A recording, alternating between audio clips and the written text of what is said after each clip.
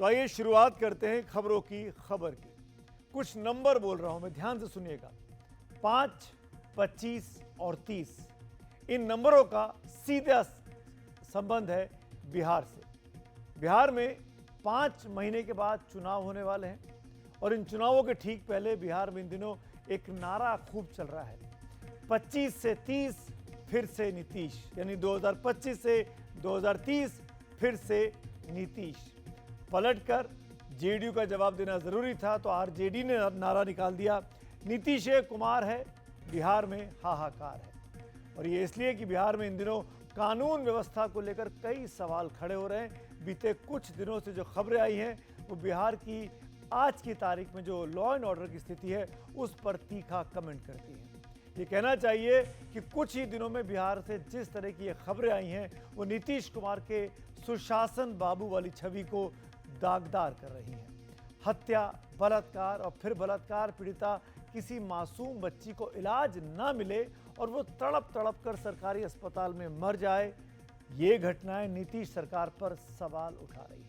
इसीलिए आज हम खबरों की खबर की शुरुआत इस बिहार स्टोरी से करने जा रहे हैं जो जनता से सीधे सरोकार रखती है। एक तरफ बीजेपी और जेडीयू के लोग लालू राबड़ी के दौर को जंगल राज की दुहाई देते हैं, तो दूसरी तरफ तेजस्वी मौजूदा वक्त को महाजंगल राज बता रहे हैं। तो सवाल है कि बिहार आखिरकार किसके भरोसे रहेगा।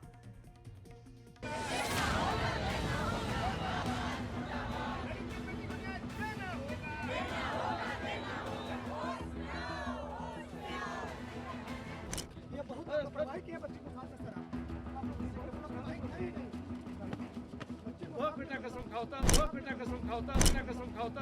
ये नीतीश बाबू का नया सुशासन है।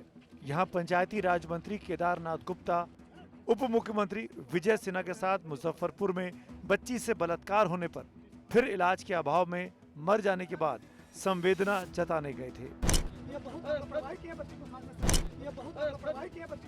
पीड़ित परिवार ने बस इतना कह दिया कि उनकी 9 साल की बेटी इलाज के अभाव में मर गई, तो मंत्री जी ने बता दिया कि उनके पास दिल और आत्मा नाम की चीज है ही नहीं।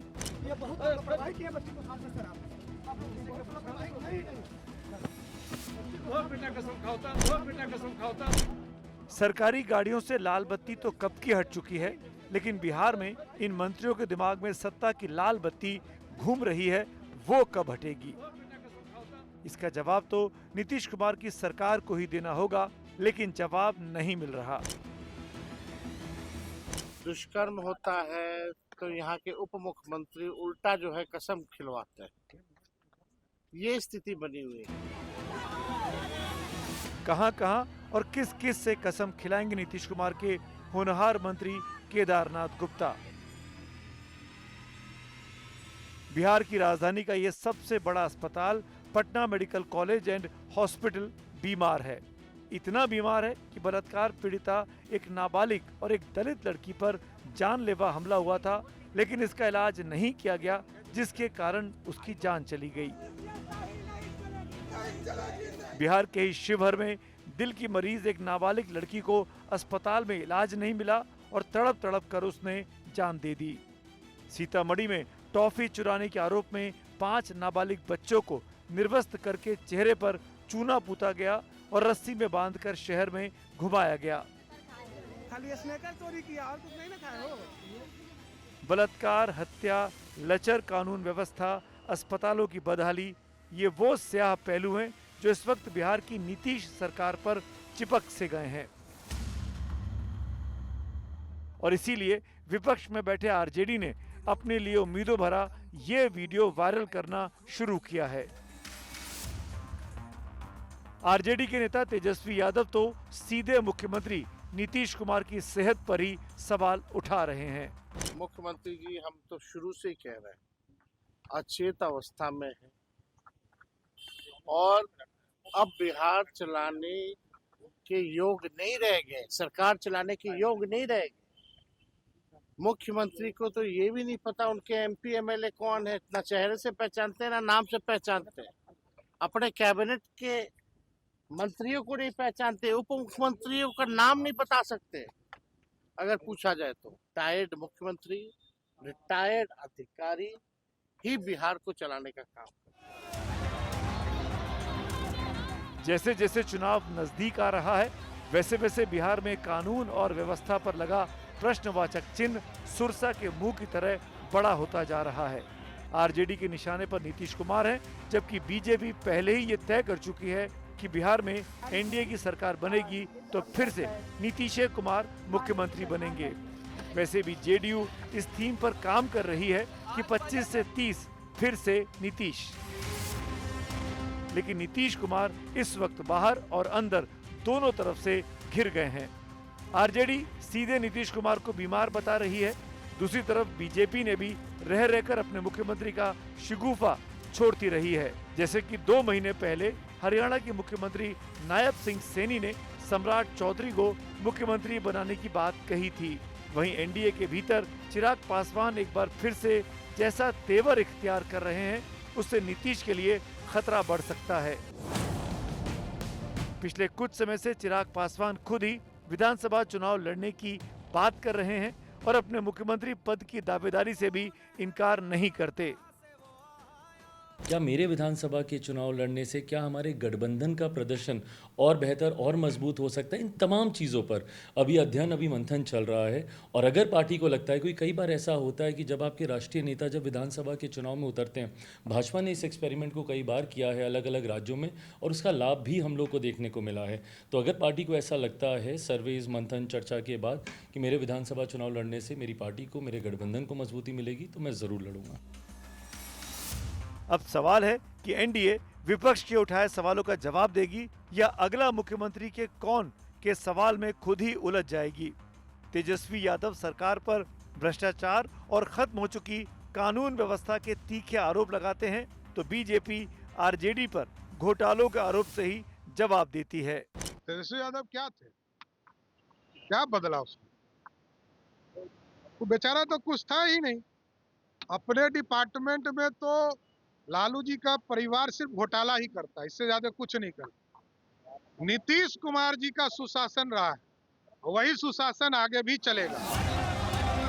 आने वाले दिनों में बिहार में सियासी हलचलें और भी तेज होती जाएंगी। जहां 15 जून को केंद्रीय गृह मंत्री अमित शाह अररिया में सीमांचल कार्यकर्ता सम्मेलन में शामिल होंगे, वहीं 20 जून को खुद प्रधानमंत्री नरेंद्र मोदी एक बार फिर बिहार आएंगे और सिवान का दौरा करेंगे। एनडीटीवी इंडिया की रिपोर्ट।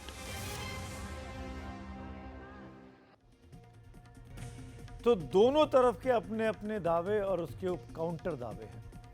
कोई कुछ कहता है, कोई कुछ कहता है, कोई लालू का शासन याद दिलाता है तो कोई राबड़ी का, कोई नीतीश कुमार के शासन की बात करता है। तो हमने सोचा क्यों ना आंकड़े आपके सामने रख दिए जाएं, आप ही तय कर लीजिए।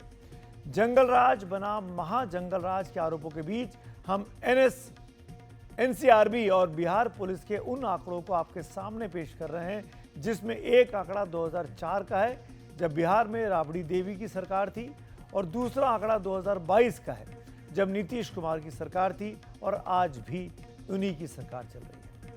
2004 में बिहार में हत्या की 3,948 घटनाएं हुई, जो 2024 में घटकर 2,930 रह गई। हत्या के प्रयास के मामले तब 2,995 थे, जो 2022 में 10,096 रह गए। अपहरण की घटनाएं 2004 में 3,413 हुई, जो 2022 में बढ़कर 11,822 हो गई। बलात्कार की घटनाएं 2004 में 1,063 दर्ज की गई, जो 2022 में घटकर 881 रह गई। राबड़ी राज में दंगे 9,793 हुए थे, तो नीतीश राज में 4,736 दंगे हुए। वहीं 2004 में चोरी की घटनाएं 11,518 दर्ज की गई, जो 2022 में बढ़कर 42,775 हो गई। कुल मिलाकर आंकड़े आपके सामने ये दिखाता है कि बिहार में इस वक्त क्या स्थिति चल रही है। आज लोकसभा में विपक्ष के नेता राहुल गांधी भी बिहार में थे। राहुल गांधी ने बिहार को क्राइम कैपिटल तक करार दे दिया, लेकिन उससे ज्यादा राहुल गांधी का फोकस जातिगत जनगणना पर रहा। राहुल गांधी के रुख से साफ लगता है कि वो बिहार में कांग्रेस की खोई जमीन को वापस पाने की जद्दोजहद कर रहे हैं, लेकिन इस जद्दोजहद में उनका टकराव आरजेडी से भी हो सकता है, क्योंकि दोनों की सियासी जमीन दरअसल एक ही है।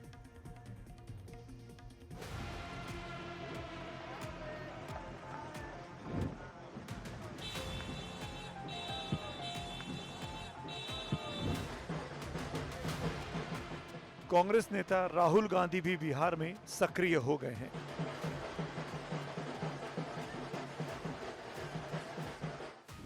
उनके सामने चुनौती कांग्रेस के पिछले विधानसभा के रिकॉर्ड को बेहतर बनाने की है। इसीलिए राहुल गांधी की नजर एक तरफ नीतीश सरकार से लोगों की नाराजगी पर है, तो दूसरी तरफ दलित वोटों खासकर रविदास को साधने की है, और तीसरी पर दलितों और पिछड़ों में गहरी पैठ के लिए जातिगत जनगणना पर यह बताना है कि असल में ये मुद्दा उनका ही है। मैंने लोकसभा में मोदी जी के सामने आंख में आंख मिलाकर कहा कि मोदी जी जाति जनगणना होगा। आप जानते हो उनको सरेंडर करने की आदत है।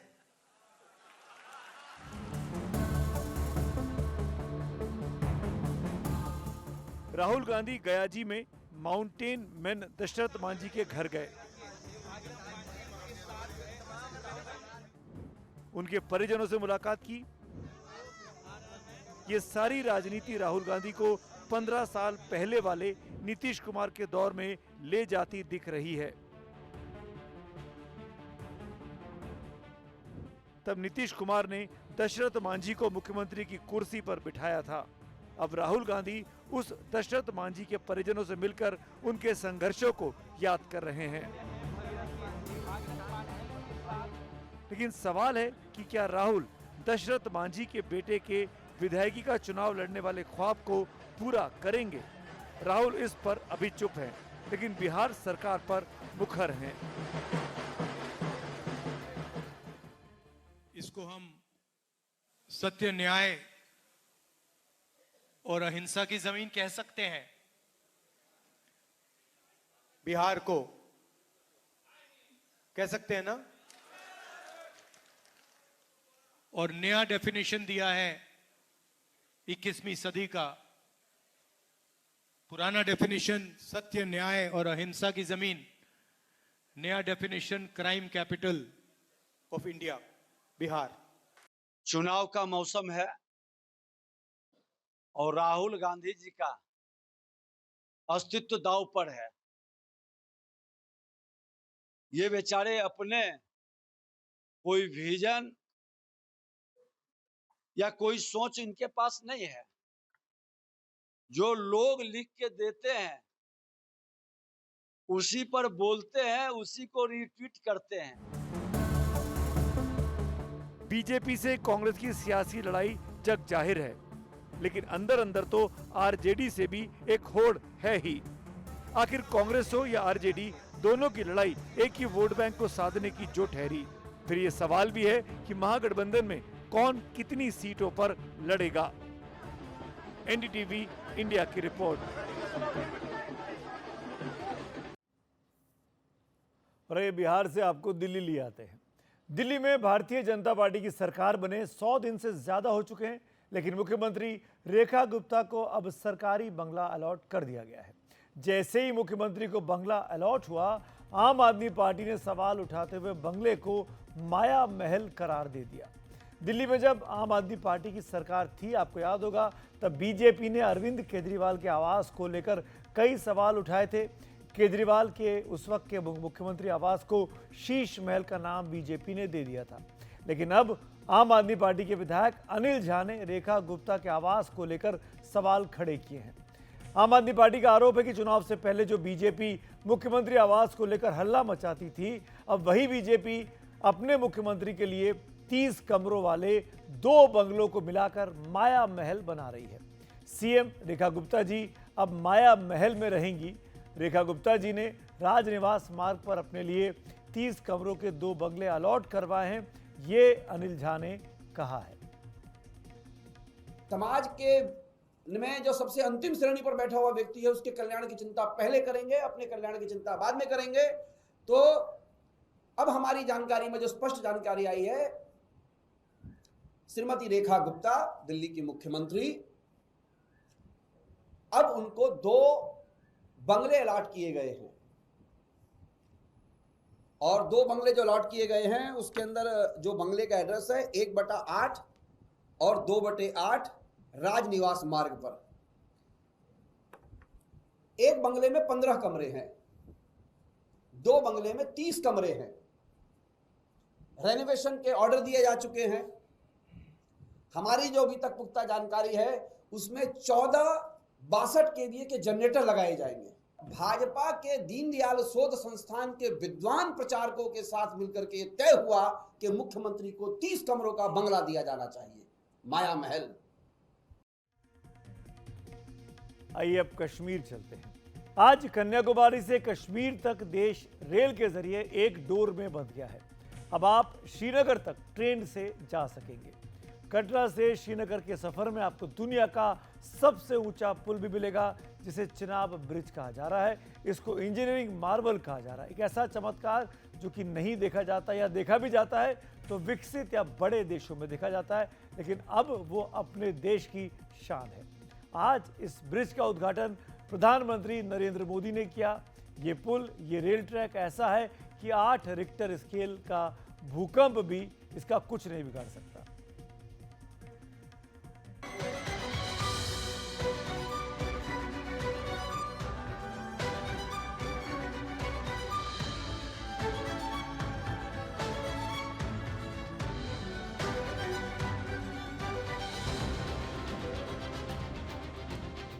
इतिहास एक दिन में नहीं बनता,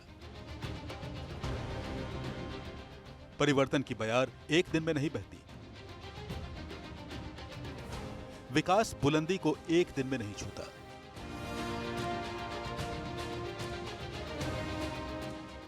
जिस चिनाब ब्रिज का डंका दुनिया में बज रहा है, जिस चिनाब ब्रिज का कद एफिल टावर के गुमान को चूर कर रहा है, मैं कल सीएम उमर अब्दुल्ला जी का एक बयान देख रहा था और अभी भाषण में भी बताया। वो भी बोले थे कि जब वो 7वीं 8वीं में पढ़ते थे तब से इस प्रोजेक्ट को पूरा होने का इंतजार कर रहे थे।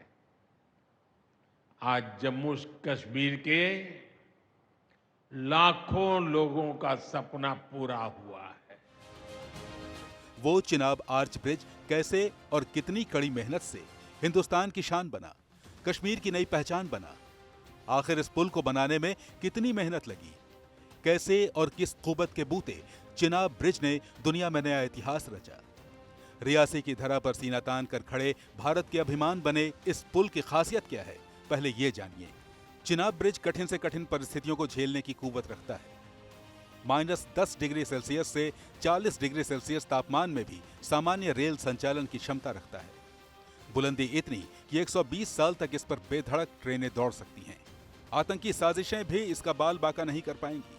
ये पुल 40 किलो TNT के बम ब्लास्ट को भी आसानी से झेल जाएगा। कुदरत का कहर झेलने की इसमें गजब की क्षमता है। अगर रिक्टर स्केल पर 8 की तीव्रता वाला भूकंप भी आ जाए तो चिनाब ब्रिज उसे भी झेल जाएगा। 260 किलोमीटर प्रति घंटा के रफ्तार के तूफान का असर भी चिनाब ब्रिज को टस से मस नहीं कर पाएगा। ट्रेन की ये जो आवाज सुन रहे हैं आप, यही बता रही है कि आज पहली ट्रेन निकली है और इसने इतिहास रच दिया है। विश्व के सबसे ऊंचे रेलवे स्टेशन पर जो इंस्पेक्शन कार्स जा रही हैं बार बार, क्योंकि पहली ट्रेन तो निकल चुकी है जिसने अपना सफर तय कर लिया है। 10 घंटों के सफर को मात्र 3 घंटे में तब्दील कर दिया है। लेकिन इसे बनाने में 22 वर्ष लगे हैं। 22 वर्ष क्यों लगे हैं उसकी खासियत आपको बताते हैं। इसमें करीब 18 पिलर्स हैं। इन 18 पिलर्स पर यह पुल टिका हुआ है, लेकिन इसकी विशेषता है इसका आर्च, यानी कि उसका ये घुमावदार डिजाइन, जो ये बताता है कि इस पुल की विशेषता है उसकी ताकत। 38,000 टन लगा हुआ स्टील, और उसके साथ साथ यहाँ से जब सरपट दौड़ेगी ट्रेन तो कितनी आपको सुविधाएं की प्राप्ति होगी, सिर्फ इसलिए क्योंकि हजारों लोगों ने 2 दशक से ज्यादा इस पर समय दिया है। और आज ये एक पुल ऐसा बन के तैयार है जिसे ये जरूर कहा जा सकता है कि जैसे कश्मीर पूरे भारत के माथे का मुकुट है, तो ये पुल भारत के माथे पर कोहिनूर। खूबियां इतनी ही नहीं है, मजबूती की गारंटी ये पुल ऐसे ही नहीं देता। पुल को बनाने में जितना पसीना बहा, उतने ही सॉलिड चीजें भी इसमें लगी हैं। 6 लाख से ज्यादा बोल्ट पर टिका है चिनाब ब्रिज। ब्रिज को बनाने में करीब 1486 करोड़ रुपए की लागत आई है। ब्रिज में करीब 30,000 मीट्रिक टन स्टील लगी है। 46,000 क्यूबिक मीटर कंक्रीट का इस्तेमाल हुआ है। 10 लाख क्यूबिक मीटर मिट्टी, रेती, मोरंग का इस्तेमाल हुआ है। 66,252 क्यूबिक मीटर कंक्रीट और 84 किलोमीटर रॉक, बोल्ट और केबल लगी है। नदी का विराट प्रवाह तक चिनाब पुल को टस से मस नहीं कर सकता, क्योंकि इसे भौगोलिक परिस्थितियों को ध्यान में रखकर बनाया गया है। चिनाब ब्रिज आर्च यानी धनुषाकार में बना है। ये आर्च चिनाब नदी के अगल बगल मौजूद पहाड़ियों पर टिका है, जो पुल के बीचों बीच 469 मीटर के दायरे से सटा है।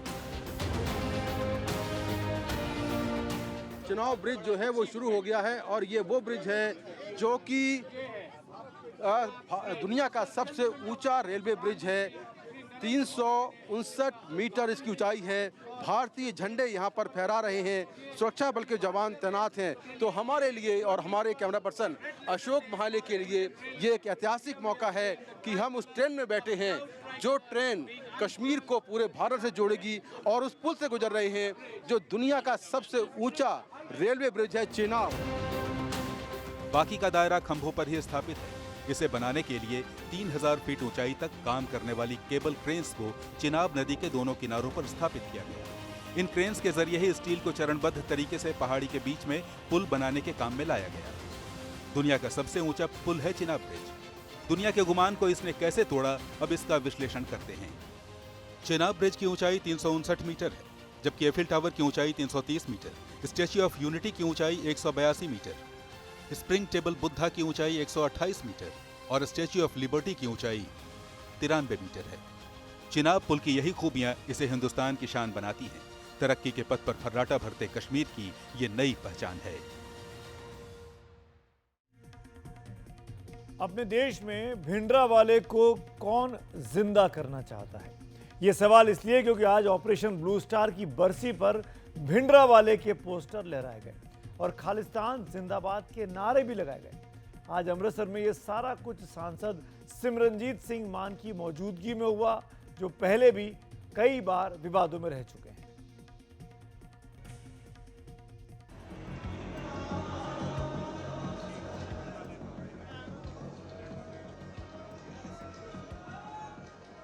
ऑपरेशन ब्लू स्टार की 41वीं बरसी पर अमृतसर के स्वर्ण मंदिर परिसर में खालिस्तान के समर्थन में नारेबाजी की गई। शिरोमणि अकाली दल अमृतसर के प्रमुख और सांसद सिमरनजीत सिंह मान जैसे ही स्वर्ण मंदिर पहुंचे, उनके समर्थकों ने खालिस्तान जिंदाबाद के नारे शुरू कर दिए।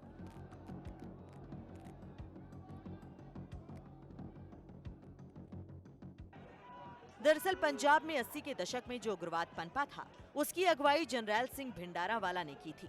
भिंडारावाला अपनी गतिविधियां अमृतसर के स्वर्ण मंदिर से चलाता था। तब की प्रधानमंत्री इंदिरा गांधी ने इसी भिंडारावाला के खिलाफ 1 जून 1984 को ऑपरेशन ब्लू स्टार शुरू किया था, जिसमें भिंडारावाला मारा गया था। तभी से हर साल 6 जून को कुछ कट्टरपंथी ताकतें स्वर्ण मंदिर में जमा होकर ऑपरेशन ब्लू स्टार की बरसी मनाती हैं। लेकिन सवाल उठता है कि अब खालिस्तान जिंदाबाद के नारे क्यों?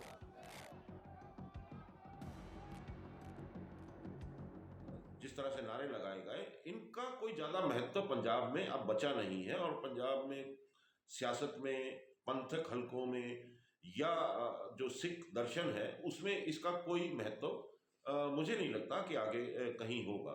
और ये इनकी अपनी एक पॉलिटिक्स है, और उस पॉलिटिकल नैरेटिव को बनाने के लिए ये इनका अपने समर्थकों को एक इशारा या इनके समर्थक उस चीज का अवसर का लाभ उठाते हैं। इससे ज्यादा ये कुछ भी नहीं। तो खालिस्तान जिंदाबाद के नारे एक फर्जी नैरेटिव गढ़ने की कोशिश से ज्यादा कुछ भी नहीं है। खुद केंद्र सरकार भी कई बार कह चुकी है कि 80 का दशक अब इतिहास है। खालिस्तान जो मूवमेंट है, उसके जो टेररिस्ट हैं, जैसे चंडीगढ़ में भी कुछ लोग निकले थे बाहर, खालिस्तान जैसे वर्ड फिर से इस्तेमाल होने लग गए हैं। देखिए, ये सालों से होता है, हम इस पर गंभीरता से वॉच बनाए रखे हुए हैं। लोगों को डर जरूर लगता है कि फिर से 80 का दशक फिर से। हमारी क्रेडिबिलिटी है, किसी को डरने की जरूरत नहीं।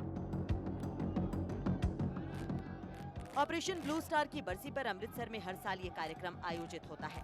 जिस तरह से यहाँ देश विरोधी नारे लगाए गए और सांसद सिमरनजीत सिंह मान की मौजूदगी में लगाए गए, आपको सिमरनजीत सिंह मान के बारे में भी जानना चाहिए। सिमरनजीत सिंह मान के बारे में बता दूं कि उनको पंजाब में उनके इस जो खालिस्तान के प्रो खालिस्तान होने को कोई ज़्यादा तवज्जो नहीं दी जाती, कोई ज़्यादा अहमियत नहीं दी जाती, क्योंकि सिमरनजीत सिंह मान के इतिहास को अगर जाने तो उनके जो नाना थे, उनके नाना ने जनरल डायर को श्री अकाल तख्त साहब पे बुलाया था जब वो श्री अकाल तख्त के जथेदार थे, और उनको सम्मान पूर्वक एक सरोपा भेंट किया गया था। ऑपरेशन ब्लू स्टार की बरसी को लेकर अमृतसर में भारी संख्या में पुलिसकर्मियों की तैनाती रही। जो फोर्स है पूरे अमृतसर में लगाई गई है ताकि कोई भी अनटूवर्ड वारदात ना हो। कैमरामैन राजेश के साथ गुरप्रीत सिंह चीना फॉर NDTV अमृतसर पंजाब। क्या मेघालय में हनीमून बनाने का इंदौर के उस युवा कपल में जिसकी पत्नी का नाम सोनम रघुवंशी है वो जिंदा है? इसकी पूरी कहानी बताएंगे हम आपको ज़रूर से, और खासकर ये भी आपको बताना चाहेंगे कि 11 मई को इस कपल ने शादी की थी, 7 फेरे लिए थे। हनीमून के लिए मेघालय की खूबसूरत वादियों में कपल पहुंचा, लेकिन जो सपना एक नई जिंदगी की शुरुआत का था वो एक दर्दनाक त्रासदी में बदल गया। राजा रघुवंशी की लाश एक गहरी खाई में मिली और उनकी पत्नी सोनम अभी तक लापता है। परिवार का रो रो कर बुरा हाल है और अब सोनम के भाई ने अपहरण जैसे मामले का गंभीर आरोप लगाया है। उनकी बात सुनकर तो लगता है कि सोनम शायद अभी भी जिंदा है, जैसा कि पुलिस ने अब तक कुछ भी क्लियर नहीं किया है कि आखिरकार सोनम गई तो गई कहाँ। अगर उनकी भी देहांत हुआ, उनकी भी हत्या हुई, तो वो अब तक बॉडी क्यों नहीं मिली? इस हृदय विदारक कहानी को विस्तार से आइए इस कहानी में समझते हैं।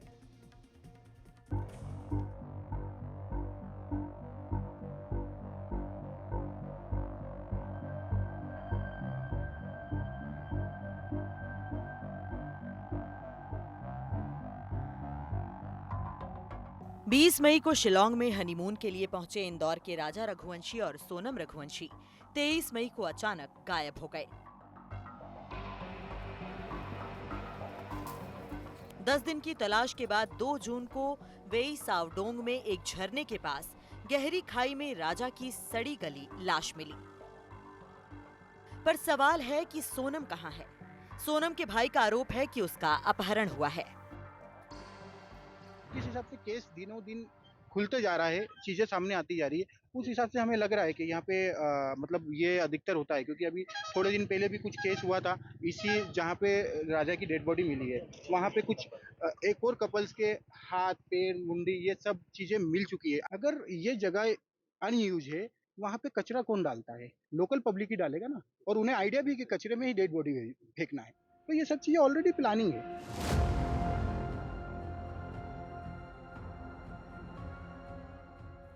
सोनम की तलाश में मेघालय पुलिस, NDRF और SDRF की टीमें दिन रात जुटी हुई हैं। लेकिन भारी बारिश और फिसलन भरे जंगल इस सर्च ऑपरेशन को बेहद मुश्किल बना रहे हैं।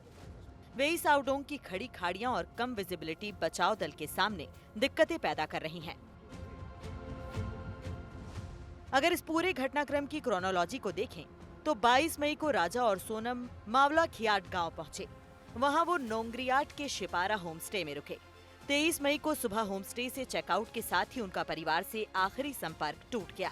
उसी दिन किराए पर ली हुई उनकी स्कूटी माउकमा गांव में लावारिस मिली। तब से अब तक की जांच में सिर्फ राजा रघुवंशी की लाश ही मिली है। साथ में मिला शव के पास एक खून से सना दाव, जिसे आमतौर पर लकड़ी काटने के लिए इस्तेमाल किया जाता है। एक लेडीज शर्ट, दवा की स्ट्रिप, टूटी मोबाइल स्क्रीन और उनकी स्मार्ट वॉच मिली।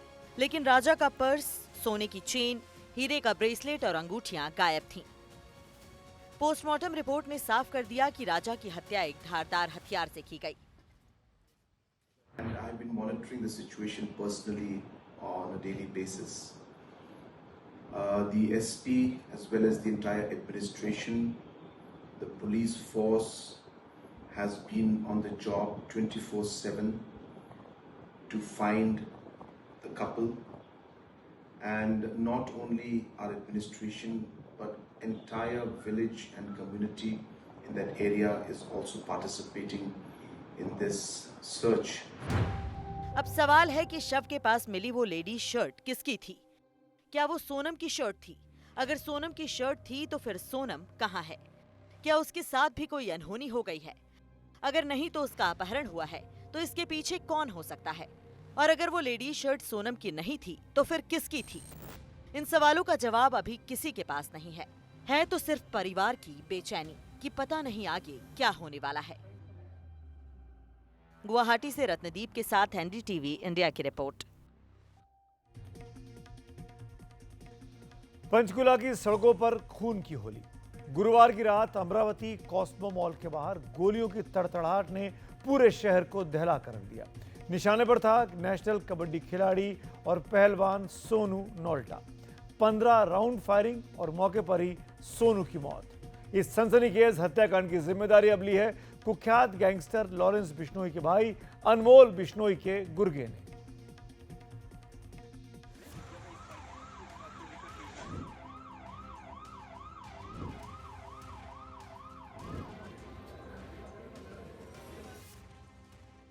गुरुवार रात करीब 10:45 पर पंचकुला के पिंजौर में अमरावती कॉस्मो मॉल के बाहर का मंजर किसी गैंगवॉर वाली फिल्म से कम नहीं था।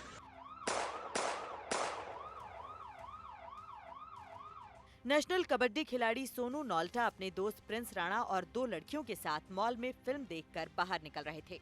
तभी एक कार में सवार हमलावरों ने उनकी गाड़ी पर ताबड़तोड़ गोलियां बरसाईं। सोनू को 4 गोलियां लगीं और मौके पर ही उसकी मौत हो गई। सोनू का दोस्त प्रिंस राणा भी गोली लगने से गंभीर रूप से घायल है। वारदात के महज 20 मिनट बाद एक वीडियो ने पूरे मामले में आग लगा दी। इस वीडियो में आरोपी पीयूष पिपलानी और एक अन्य युवक ने खुलेआम हत्या की जिम्मेदारी ली। पीयूष ने कहा कि ये काम हमने किया। अनमोल बिश्नोई यानी गैंगस्टर लॉरेंस बिश्नोई के भाई के कहने पर सोनू को मारा। कुछ समय बाद ही सोशल मीडिया पर भी पोस्ट डाली गई जिसमें एक व्यक्ति ने इस हमले की जिम्मेवारी ली है और उस व्यक्ति का नाम है पीयूष पिपलानी और उसके साथ एक और व्यक्ति दिख रहा है अंकुश और वो अपने असले भी दिखा रहे हैं और उनका कहना है कि वो किसी गैंग से रिलेटेड हैं। बट मैं आप सभी से ये चीज़ साझा करना चाहूँगी कि हमारी अभी पूछताछ में परिवार वालों से पूछताछ में या जांच में किसी भी गैंग का रोल नहीं आया है। लेकिन आखिर ये हत्या हुई क्यों? सोनू और पीयूष पहले दोस्त थे और माइनिंग के पेशे में साथ काम करते थे, लेकिन हाल ही में किसी लेन देन या व्यक्तिगत विवाद को लेकर झगड़ा हुआ था जो दुश्मनी में बदल गया। 3 दिन पहले भी पीयूष सोनू से मिलने गया था और उसे चेताया था। सोनू को शायद अंदेशा था, लेकिन ये नहीं सोचा था कि हमला उसी का दोस्त करेगा। पुलिस ने मॉल के आसपास के सीसीटीवी फुटेज खंगालने शुरू कर दिए हैं। पीयूष और उसके साथी की तलाश में छापेमारी तेज हो गई है। पंचकुला की सड़कों पर बिखरा खून अब सवाल बनकर गूंज रहा है। क्या सोनू नोल्टा की हत्या सिर्फ एक वारदात है या फिर ये गैंगस्टरों के बढ़ते हौसले की निशानी है? लेकिन सवाल यह है कि क्या पुलिस इस गैंग के खौफ को खत्म कर पाएगी? Bureau report NDTV India. अब जो रिपोर्ट है अगली वो चंबल के बीहड़ से है। जो बीहड़ कभी डाकुओं का इलाका हुआ करता था, अब वहां हथियारों का अवैध कारोबार हो रहा है। राजस्थान के भरतपुर में 2 गैंगस्टर गिरफ्तार किए गए जिनके खिलाफ कम से कम 4 राज्यों में दर्जनों केस दर्ज है।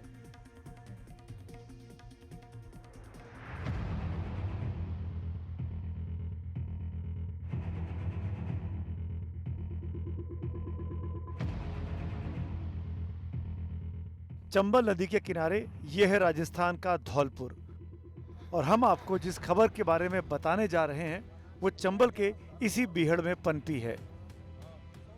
चंबल घाटी शुरू से ही बजरी बंदूक बागी और बदमाशों के नाम से कुख्यात विख्यात रही है। सुराग मिलने का ये मतलब नहीं होता कि जिसकी तलाश है वो बीहड़ों में मिल ही जाए, लेकिन पुलिस इस बार कामयाब रही। पुलिस के कब्जे में आप जिन 2 लोगों को देख रहे हैं उनकी साधारण शक्ल सूरत पर मत जाइए। दोनों गैंगस्टर हैं, आपस में बाप और बेटे भी हैं। बेटे का नाम है जितेंद्र उर्फ जीतू ठाकुर और पिता का नाम है Tejpal Thakur. Anti gangster task force को इनके पास से AK-47 जैसे आधुनिक हथियार के अलावा 34 जिंदा कारतूस मिले हैं। चंबल के इन बिहेड़ों में जिन ठाकुर पिता पुत्र को गिरफ्तार किया गया, उनके परिवार बाकी सदस्यों को भी जान लीजिए। तेजपाल ठाकुर इस गैंगस्टर फैमिली में सबसे सीनियर हैं। तेजपाल ठाकुर का बेटा है जितेंद्र ठाकुर। जितेंद्र ठाकुर पूर्व डकैत शिवदत्त ठाकुर का भाई है। जितेंद्र और शिवदत्त का एक और भाई है रामदत्त उर्फ सोनू। यानी जितेंद्र, शिवदत्त और रामदत्त के बीच सगे भाई का रिश्ता है। इनमें से डाकू शिवदत्त की एक सड़क हादसे में मौत हो गई, जिसके बाद गैंग की कमान छोटे भाई रामदत्त ने संभाल रखी है। वैसे रामदत्त भी फिलहाल हरियाणा की जेल में बंद है। AGTF जयपुर की टीम ने कुख्यात अपराधी जीतू उर्फ जितेंद्र चंबल एवं उसके पिता तेजपाल ठाकुर को गिरफ्तार किया है। इन बिहेड़ों में डाकू हुआ करते थे, लेकिन डाकू अब गैंगस्टर बन गए हैं। जितेंद्र ठाकुर और रामदत्त ठाकुर हथियारों के बड़े तस्कर हैं। जितेंद्र और रामदत्त दोनों भाई बिहड़ से हथियारों की सप्लाई करते हैं। हथियारों की ट्रेनिंग देने के लिए इन्होंने बिहड़ों में अवैध फायरिंग रेंज भी बना रखी है। इतना ही नहीं, ये गैंग दूसरे राज्यों के बदमाशों को भी इन बिहड़ों में संरक्षण देते हैं। कुल मिलाकर धौलपुर के इस राजाखेड़ा इलाके में जितेंद्र और रामदत्त आतंक का पर्याय बने हुए हैं।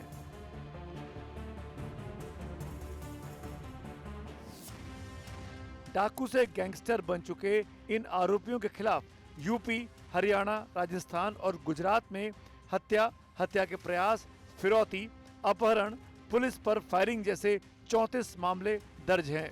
यानी कम से कम 4 राज्यों की पुलिस इनके पीछे है और फिलहाल पूरा फिल्मी परिवार पुलिस के शिकंजे में। NDTV bureau. और अब एक ऐसी खबर जो आपको सावधान करती है।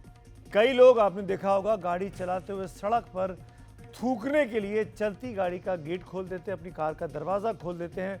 ये कितना खतरनाक हो सकता है, आपको AI की मदद से तैयार की गई इस तस्वीर से आपको समझाते हैं।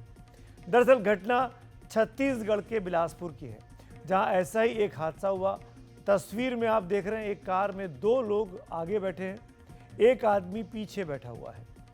एक गाड़ी चला रहा है, गाड़ी चला रहा आदमी थूकने के लिए अपनी तरफ का गेट खोलता है।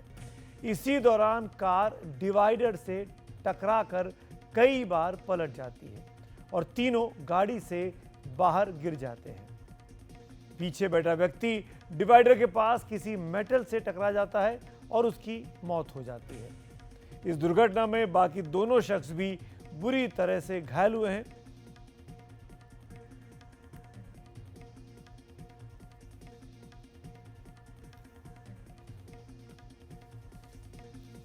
तो गाड़ी चलाइए, संभाल कर चलाइए और ऐसा काम तो बिल्कुल मत करिए जिससे आपकी जान को जरा सा भी खतरा पैदा हो। फिलहाल आज मेरे साथ खबरों की खबर में इतना ही। शुभ रात्रि।